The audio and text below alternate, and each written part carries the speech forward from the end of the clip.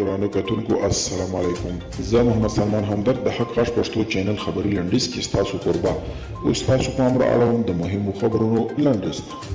د پاکستان د ټیک ټاک اپلیکیشن پر کارولو بندیز لري شو. د پاکستان د مخابراتو ادارې یو وکیل جانزیب مسعود وایي چې د ټیک ټاک شرکت ډاډ ورکړي چې مطالب فلټر کوي. سره لدی چې ټیک ټاک په ټول نړۍ کې ځوانان مینوال لري، خو دغه اپلیکیشن په اړه ارزونې هم په ډېرېدو دي. طالب بیان ذبیح الله مجاهد د بشري حقوقو د څار سازمان هغه راپور رد کړی ګنې طالبان په افغانستان کې خبريالان په نشه کوي.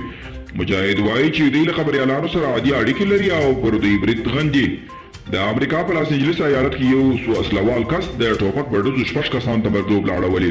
د لاس انجلس چارواکي رسنیو ته ویلي په دغه پیښه کې 4 کسان ځای پر ځای وژل شوي او 2 نور ټپیان شوي دي. د چارواکو په وینا په وژل شوو کې یو ماشوم هم شامل دی.